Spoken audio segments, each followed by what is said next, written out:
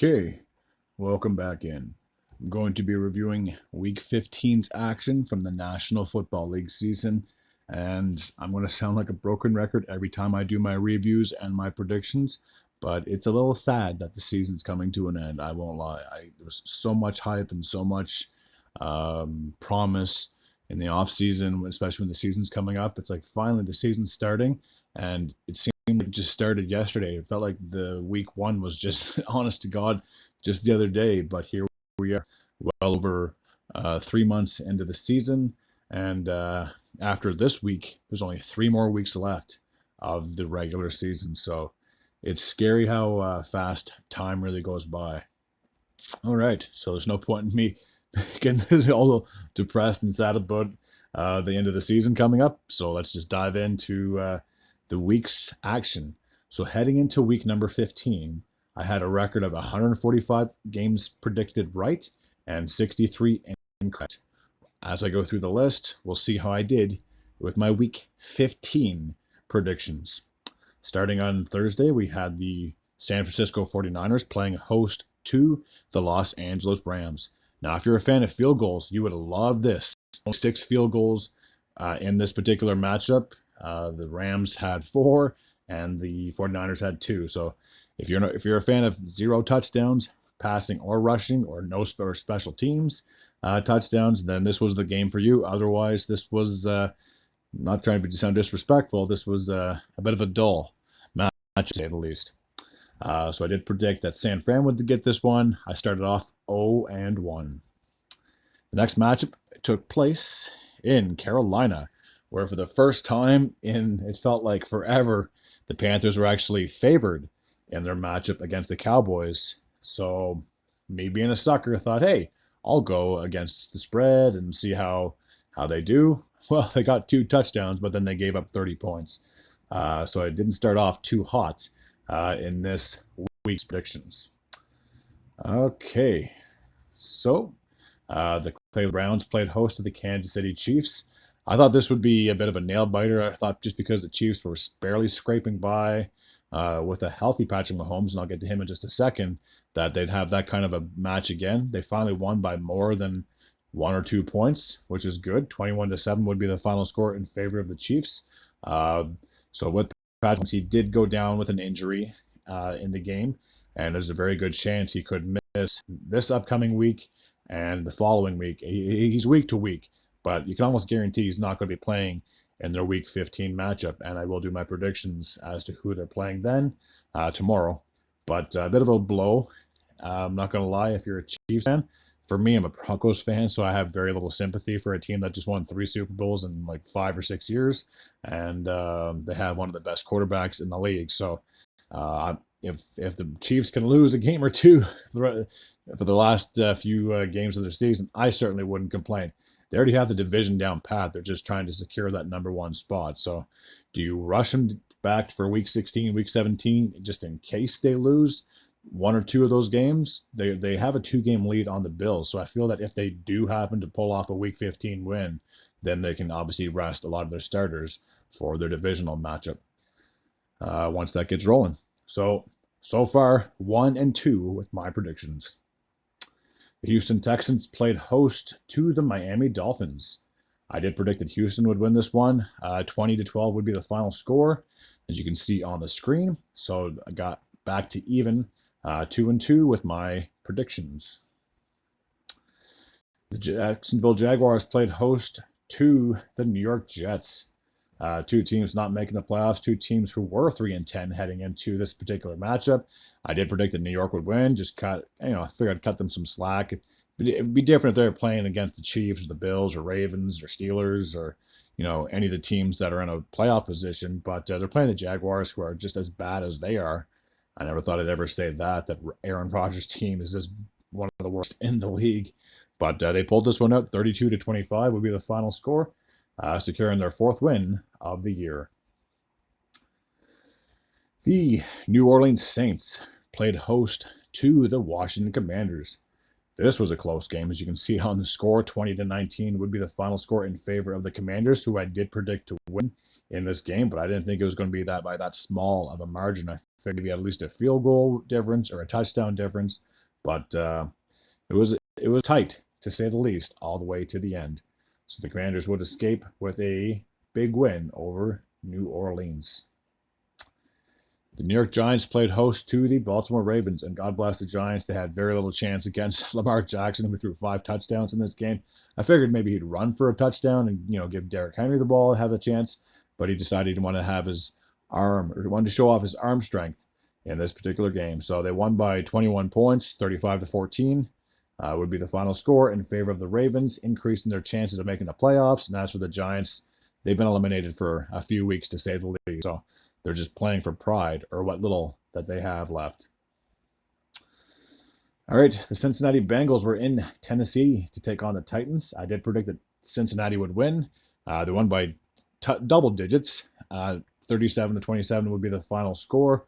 They're slowly getting back to 500, but I feel with just 3 games remaining, it's going to be damn near impossible for them to make a playoff run this year.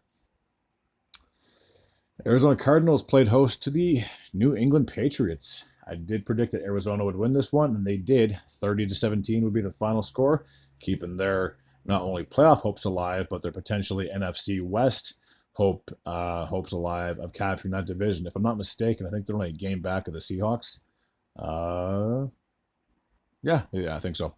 So yeah, 30-17 would be the final score, and I did predict Arizona would get the win. Now, the game I watched dearly, and I had mixed emotions.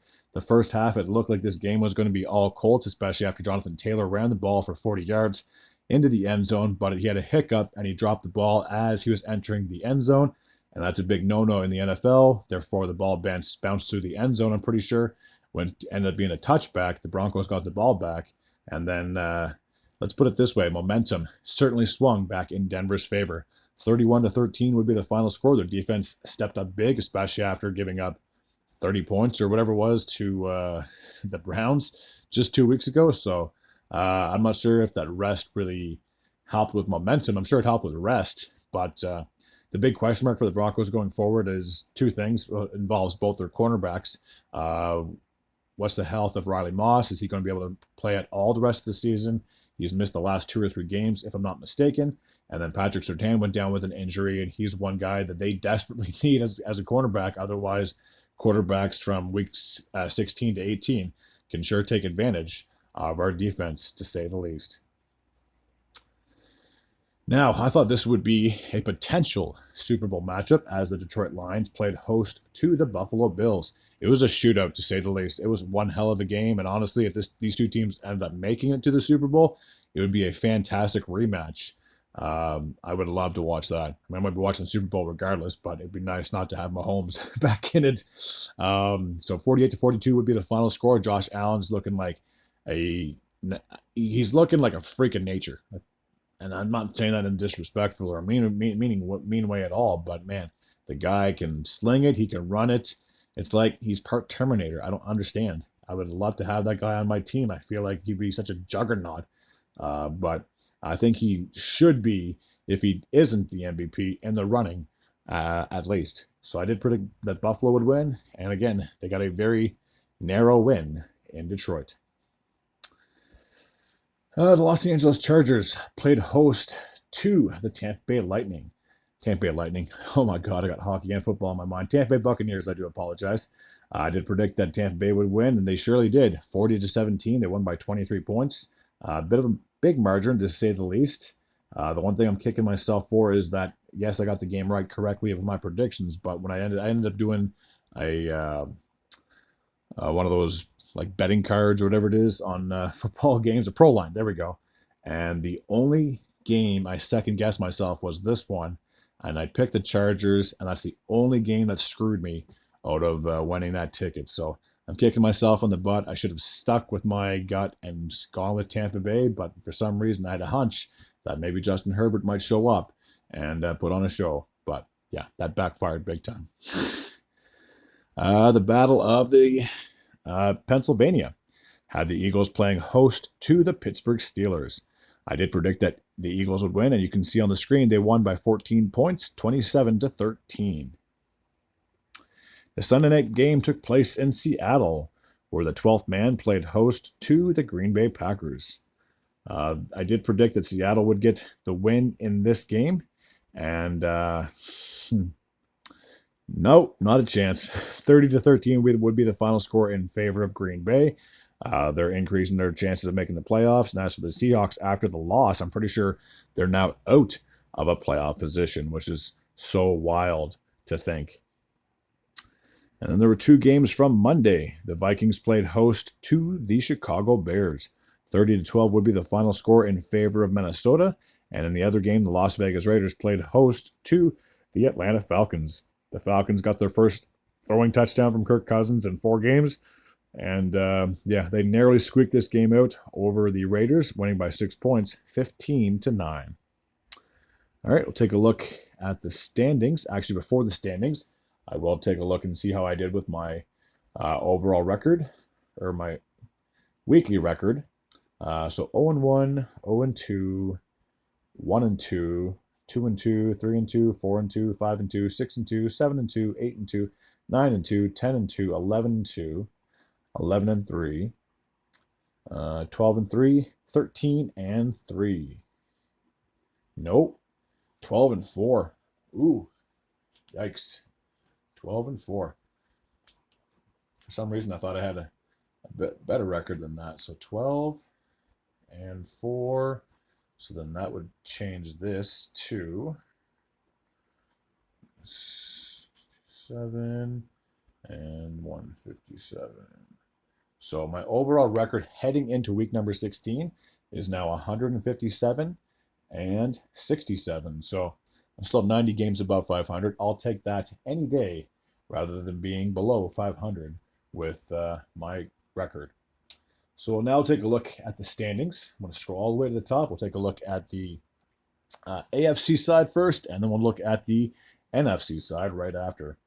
So after the win, the Chiefs are 13-1, still in first place of that division. As I said previously, they do have a 2-game lead on the Buffalo Bills. So if they happen to win one of their last 3 games, they will secure home field advantage throughout the playoffs, and obviously they'll be guaranteed not to have to play in the wild card round. The Buffalo Bills, after their win, are 11-3. As I previously said, they are trailing the Chiefs by 2 games, so they need a miracle. The Bills have to win their last 3 games, or at least 2 of the last 3 games, and hope that the Chiefs lose 2 of their last 3 games if the Bills want to catch the Chiefs. The catch is obviously if Bills happen to have the same record as the Chiefs, they'll end up bumping them because they beat them during the regular season. But as long as the Chiefs stay a game or 2 ahead of the Bills, I believe that the road to the Super Bowl will be going through KC, which seems like it's the new normal now. The Pittsburgh Steelers haven't secured the AFC North crown just yet, but they have secured a playoff spot with a record of 10-4. The Houston Texans round out the top 4 with the 9-5 record. With their win and I believe the Colts loss, Houston's now grabbed that division for 2 consecutive years. And the 3 teams in the wild card look like this. The Baltimore Ravens are 9-5. They're just 1 game back of Pittsburgh. And I'm pretty sure they play in week 16. So that could determine as who will get that division by the end of next week.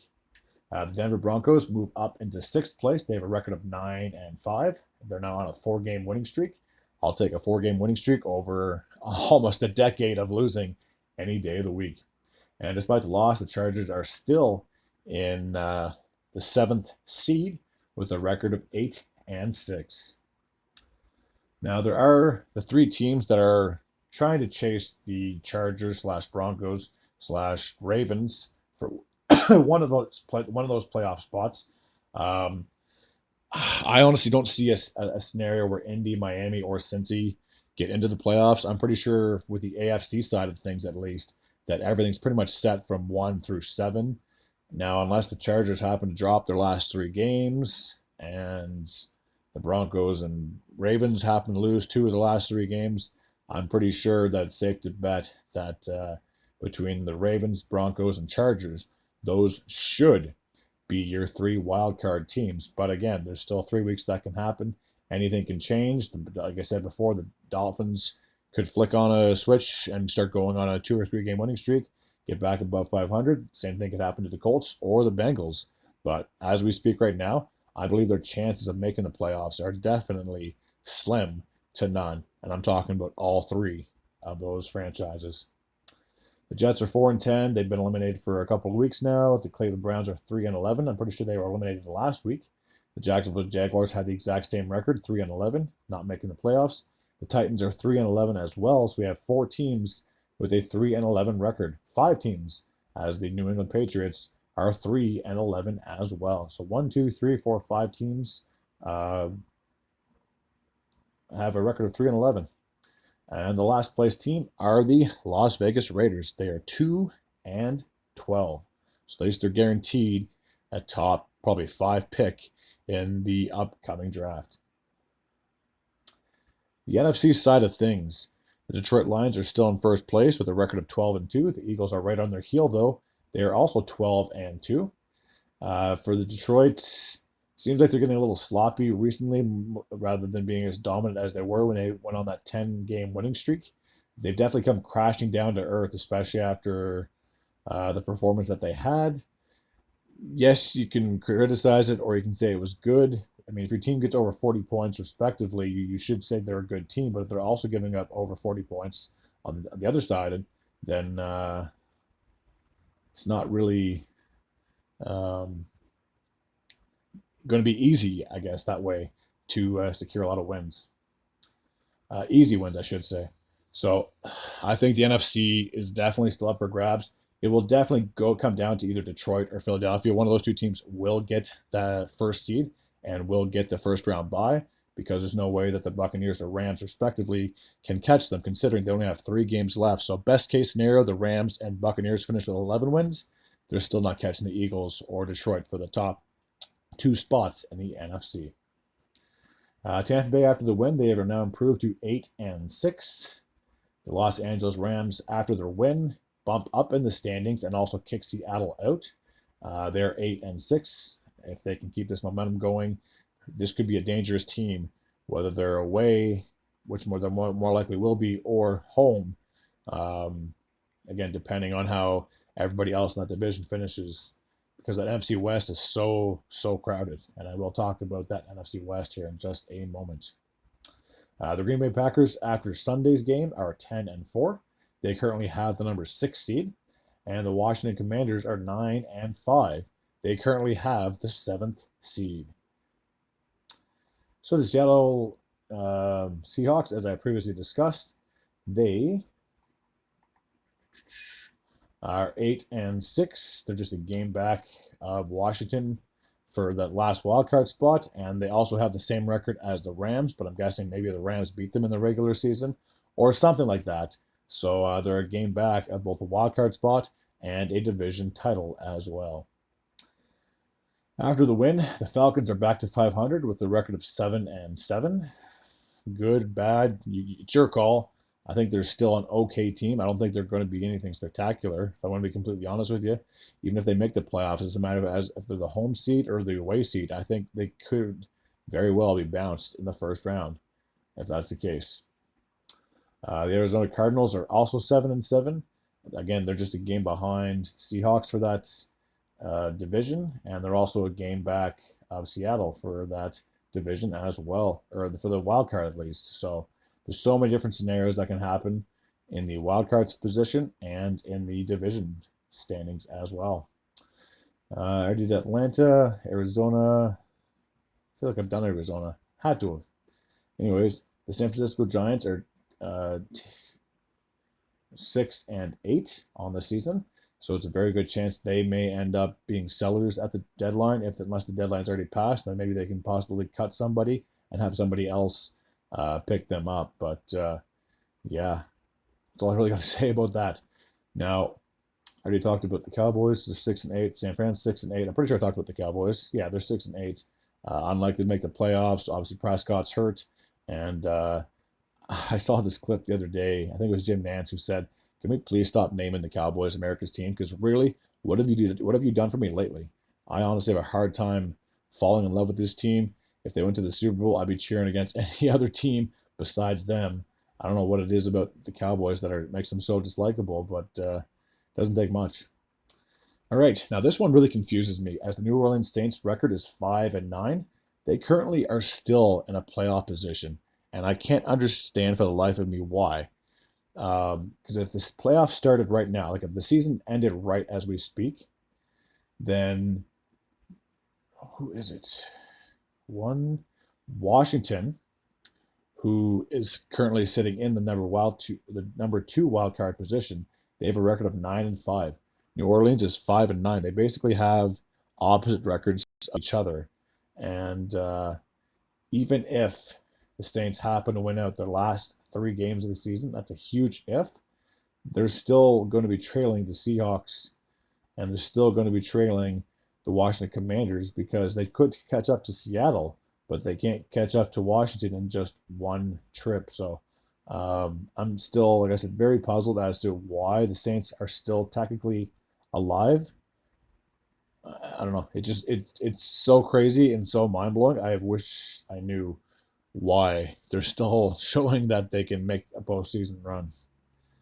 All right. Okay. So the next two teams are the Chicago Bears. They have a record of 4-10. They have now lost, if I'm not mistaken, 8 games in a row. And the Carolina Panthers, I should say, are three. Are Carolina Panthers are? Where are we? Sorry, Carolina Panthers are 2-12 on the year. Definitely a miserable season considering how well they played previously, but unfortunately, it's business, and business is business. Alrighty, that's going to take care of my recap from the NHL season. As always, if you're new to this channel and you like this type of content, feel free to hit the sub button. I'm very grateful and very appreciative.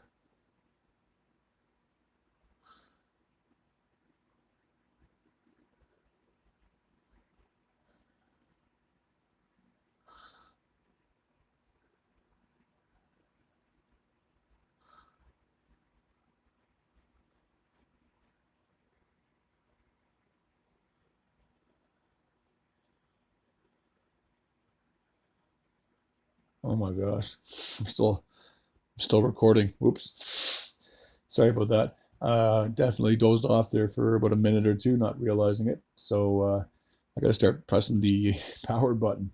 Um, Standings. Did I go through all the standings in the NFC? Sure hope I did. No, I was talking about the Saints, right? So let me get back to the standings, and I'll click on the conference. Let me scroll back down.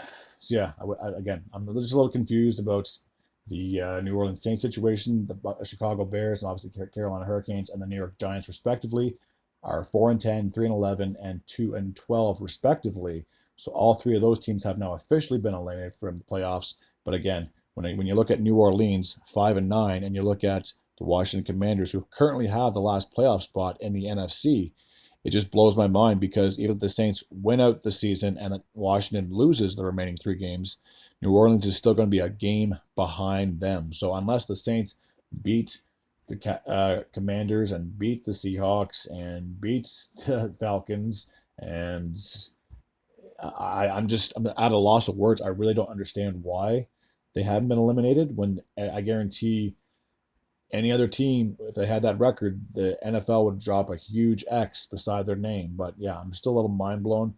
Maybe by the end of week 16, they'll officially be eliminated, but they still should be eliminated right now, unless, again, I have no idea. I really wish I knew why that was the case. But, anyways, yeah, the Giants are out, Carolina Panthers are out, and then the Bears are out as well. So I do apologize for, like I said, from just what happened for a couple minutes ago.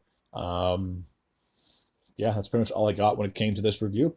So I did have to correct myself. My overall record heading into week number 16, I have 157 wins, which means predictions correct, and 67 losses, which means 67 games that I got incorrect. So I'm still at 90 games above 500. I'll take that any day of the week. And even if I happen to lose out week 16, 17, and 18, I'll they'll at least finish above 500. And that's all I really wanted to do, was try to stay above 500.